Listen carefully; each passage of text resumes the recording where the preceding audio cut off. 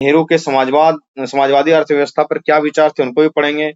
ग्रामीण विकास के लिए नेहरू का क्या योगदान था उनको भी पढ़ेंगे। तो इस तरीके से नेहरू जी के कई सारे तर्कों को हम लोग समझेंगे। तो आज जो हम लोग पढ़ने वाले हैं उसमें जो है कि नेहरू जी की विदेश नीति वाला जो मामला था उसको पढ़ेंगे, क्योंकि सबसे ज्यादा इंपॉर्टेंट क्वेश्चन नेहरू का विदेश नीति ही था। ठीक है, नेहरू का विदेश नीति पढ़ने में 3-4 चीजों का ध्यान रखना है हम लोगों को। पहला है कि गुटनिरपेक्ष आंदोलन से संबंधित क्या क्या कार्य उन्होंने किया था। उसका जो पंचशील का सिद्धांत दिया था वो क्या था। राष्ट्रमंडल का सदस्य भारत को बनाए रखा और यह किस तरीके से भारत के लिए जो है कि लाभदायक साबित हुआ, इस चीज को पढ़ेंगे। उसके बाद नेहरू की विदेश नीति की कुछ सीमाएं हैं, जैसे कि वो कश्मीर वाला, चीन वाला, ऑक्साइड चीन वाला जो मामला था उसके ऊपर भी डिस्कस करेंगे। उसपे जो है कि जो यहाँ पे क्या क्या बोल दिया था कश्मीर में जो है कि जनमत संग्रह होगा, तो इनकी कुछ सीमाएं भी रही हैं, इनको भी पढ़ेंगे। ठीक है, हाँ कुछ पूछना है? कोई जरूरत भी नहीं है इसलिए नहीं किया। ठीक है, तो चलते हैं। तो नेहरू की विदेश नीति कैसी थी, अगर 2-3 बातों में बोलना पड़े तो नेहरू की विदेश नीति कैसी थी कि अंतरराष्ट्रीयतावाद, मानवतावाद और उदारवाद जैसे विचारों से ओतप्रोत था। नेहरू का विदेश नीति इसी पर आधारित था कि अंतरराष्ट्रीयतावाद मतलब कि इंटरनेशनलिज्म, नेशनलिज्म नहीं इंटरनेशनलिज्म की बात करते हैं। मानवतावाद यानी कि ह्यूमैनिटेरियनिज्म, मानव का बात करते थे। उदारवाद यानी कि लिबरलिज्म, इस तरीके की जो है कि बातें थी। और नेहरू जी जो है कि भारत के प्रधानमंत्री से बनने से पहले भी लगभग 25 वर्षों तक कांग्रेस के मुख्य प्रवक्ता के रूप में काम रह चुके थे।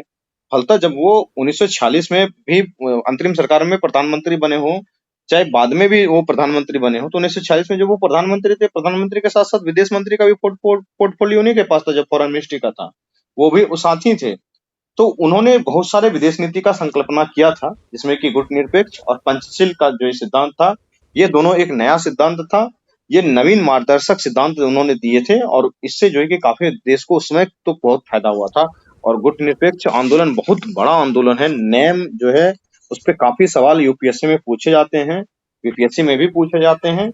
ठीक है, तो नेहरू जी ने ऐसा क्यों किया था कि शीत युद्ध में जब वैमनस्यपूर्ण क्या कहते हैं हस्तक्षेपवादी कार्यक्रम चल रहा था, एक दूसरे के प्रति जो है कि अच्छा भाव नहीं था, कोई कुछ गुट जो है कि यूएसएसआर के तरफ था, कुछ देश अमेरिका के तरफ था, तब नेहरू जी ने विचार दिया था कि नहीं, जो नव आजाद देश हैं, जो इसको की नई नई आजादी मिली है, उसको किसी के गुट में शामिल नहीं होना है। उनको अपनी भूख से लड़ना है, उसको अपनी गरीबी से लड़ना है, उसको अपनी अशिक्षा से लड़ना है, उनको अपनी स्वास्थ्य की समस्याओं से लड़ना है, ना कि इसके पाले में जाके या उसके पाले में जाके अपने जनता के मुद्दों को जो है कि ध्यान में नहीं रखना है। गांधी नेहरू जी ने इसलिए ये लाया था। ठीक है, नेहरू का आप जितना भी आलोचना करना है कर लीजिए। दो व्यक्ति हैं गांधी नेहरू, इनका जितना आलोचना करना है कर लीजिए, जितना क्रिटिसिज्म करना है कर लीजिए, लेकिन इनके बिना आप रह नहीं सकते। ठीक है, गांधी जी के लिए तो मैं बार बार कहता हूँ सिर्फ पढ़िए नहीं बल्कि आत्मसात कीजिए, उसको अपने जीवन में भी लाइए। ठीक है, तो कौन कौन लोग मिलकर ये बनाए थे, क्या कहते हैं पंचशील का सिद्धांत, सॉरी ये गुटनिरपेक्ष, जिसको नॉन एनाइलमेंट मूवमेंट कहते हैं। गुटनिरपेक्ष का मतलब क्लियर है? सर एक बांग्लादेश के राष्ट्रपति भी थे। बांग्लादेश के राष्ट्रपति, बांग्लादेश उसमें था क्या? नहीं नासिर, देखिए मिस्र के नासिर टीटो थे। मिस्र के थे ना, मिस्र के नासिर थे, युगोस्लाविया के टीटो थे और भारत के ये थे। लिख लीजिए, इसको लिखना है। गुटनिरपेक्ष में 3 नेता थे, 4 या 5 थे। मेन तो ये तीनों थे जी। मिस्र के नासिर थे, युगोस्लाविया के टीटो थे और भारत से ये थे। ये तीनों मिलकर मतलब कि बनाए थे। में हुआ था सर ये? हाँ, वांडो सम्मेलन। हाँ उसी में से वो क्या आया है। जी बोलिए, क्या बोलना है? गुटनिरपेक्षता क्या था, मतलब कि निष्क्रियता था, तटस्थता था, किसी भी गुट में शामिल ना होना, किसी भी गुट में नहीं होना। तो अगर वो मतलब कि इस नव स्वतंत्र राष्ट्रों के लिए उसकी संप्रभुता और विकास की दृष्टि से गुट को तो वो मतलब कि मानते थे कि ये तो नाशकारी चीज है। इस तरीके से गुट में अगर बट जाएगा, नया नया देश आजाद हुआ है, उसको अपने देश की समस्याओं पे काम करना चाहिए या फालतू किसी के गुट में शामिल होना चाहिए? अरे भाई पहले पेट भरोगे कि जाके राजनीति बतियाओगे? पहले पेट भरोगे, पेट भरो शांति से। सिंपल सी बात नेहरू जी का कहना था। ठीक है, तो वो जो है कि गुट निरपेक्षता का संबंध किससे निकालते थे कि सक्रिय निष्पक्षता, एकदम न्यूट्रल रहना है, किसी के पक्ष में नहीं बोलना है। ठीक है, पंचशील का सिद्धांत किसके साथ मिलकर दिया था नेहरू जी ने? इससे चीन के पीएम नहीं चीन के पीएम नहीं, चीन के नेता थे उनके साथ। हाँ, चीन पीएम के थे नेता वो प्रीमियर कहलाते हैं। माओ नहीं, चाउ इन लाई। माओ नहीं था, चाओ एन ली के बीच। हिंदी चीनी भाई भाई। हिंदी चीनी भाई भाई का जो नारा दिया था वो चीन के उसमें प्रीमियर थे, चाओ एन लाई। ठीक है, चाओ एन लाई। इसकी इस सिद्धांत की रचना 29 अप्रैल 1954 को किया गया है। ये डेट लिख सकते हैं, पंचशील सिद्धांत। पंचशील, इसको लिख लीजिए, इसमें लिखा देता हूँ मैं, पूरा नोट करा देता हूँ आपको, ये काम आएगा। 1955। लिख लीजिए, लिखा देता हूँ, सब लोग लिखेंगे। चंदन, आरती, जयप्रकाश, ममता, विकास, रीता, प्रिया, प्रियंका, खुशी, जीत, रागनी, खुशबू, दीपक, संकिता, सब सारे लोग लिखें, लिखा देते हैं हम। लिखिए, कॉपी लीजिए, कलम लीजिए, लिखिए। पंचशील का सिद्धांत, पंचशील, पंचशील का सिद्धांत। ठीक है, लिख लीजिए, हेडिंग दे दिए पंचशील का सिद्धांत, उसके नीचे लिखिए। इस सिद्धांत की रचना 29 अप्रैल 1954 को, इस सिद्धांत की रचना 29 अप्रैल 1954 को नेहरू जी और चीन के तत्कालीन प्रधानमंत्री, या प्रीमियर भी लिख सकते हैं, वहां प्रीमियर बोला जाता है उनको, चीन के तत्कालीन प्रधानमंत्री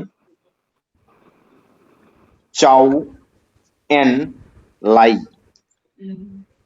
चाउ एन लाई, चाउमीन की तरह नाम है इनका, के बीच, चाउ एन लाई के बीच सहमति के आधार पर हुई थी, के बीच सहमति के आधार पर हुई थी। इस पंचशील के सिद्धांत के 5 अवयव, इस पंचशील के सिद्धांत के 5 अवयव निम्नलिखित हैं। इस पंचशील के सिद्धांत के 5 अवयव व 5 फैक्टर्स निम्नलिखित हैं। सर, एक दूसरे की सीमाओं का संप्रभुता का ख्याल रखना, हस्तक्षेप नहीं करना, आंतरिक हस्तक्षेप नहीं करना मामलों में, दखल नहीं देना, अखंडता वगैरह, अनाक्रमण। हाँ, सारे को एक एक करके लिख लो, याद रहेगा, पांचों का पांचों याद रह जाएगा। ठीक है, 1 नंबर दो, ठीक है, लिखो। अब नीचे 1 नंबर देखें, 1 नंबर में लिखना है, दोनों देशों की क्षेत्रीय अखंडता और संप्रभुता का आदर करेंगे। दोनों देशों की क्षेत्रीय अखंडता और संप्रभुता का आदर करेंगे। ठीक है, सॉवरेनिटी का भी आदर करेंगे, और क्षेत्रीय अखंडता मतलब क्या होता है, ये जो क्या कहते हैं उसको, रीजनल क्या बोला जाता है, क्या होगा क्षेत्रीय अखंडता के लिए इंग्लिश शब्द? Regional integrity sir. हाँ, टेरिटोरियल इंटीग्रिटी, रीजनल इंटीग्रिटी जो है उसका सम्मान करेंगे। ठीक है, दोनों देशों की क्षेत्रीय अखंडता और क्या कहते हैं, संप्रभुता का आदर करेंगे। उसके बाद दूसरा पॉइंट लिखिए, एक दूसरे के ऊपर आक्रमण नहीं करेंगे। एक दूसरे के ऊपर आक्रमण नहीं करेंगे, यानी कि वार स्टार्ट नहीं होगा एक दूसरे के ऊपर, एक दूसरे के ऊपर आक्रमण नहीं करेंगे। ठीक है, तीसरा नंबर, एक दूसरे के आंतरिक मामलों में दखल नहीं देंगे। एक दूसरे के आंतरिक मामलों में दखल नहीं देंगे। ठीक है, चौथा नंबर, एक दूसरे के आंतरिक मामलों में दखल नहीं देंगे। चौथा नंबर, दोनों समानता तथा परस्पर लाभ के सिद्धांत को स्वीकार करेंगे। दोनों समानता तथा परस्पर लाभ के सिद्धांत को स्वीकार करेंगे। ठीक है, इक्वलिटी भी रहेगा, और जो है कि एक दूसरे के प्रॉफिट के लिए, लाभ के लिए, उस तरीके की बात करेंगे। दोनों समानता तथा परस्पर लाभ के सिद्धांत को स्वीकार करेंगे। उसके बाद 5वां पॉइंट है इसका, शांतिपूर्ण सह अस्तित्व का सिद्धांत स्वीकार करेंगे। शांतिपूर्ण सह अस्तित्व, को एग्जिस्टेंस, पीसफुल को एग्जिस्टेंस इसको बोलेंगे। शांतिपूर्ण सह अस्तित्व का सिद्धांत स्वीकार करेंगे, यानी कि पीसफुल को एग्जिस्टेंस का प्रिंसिपल को एक्सेप्ट करेंगे।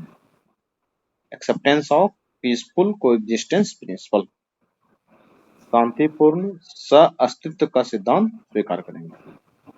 पढ़ के सुनाइए कोई।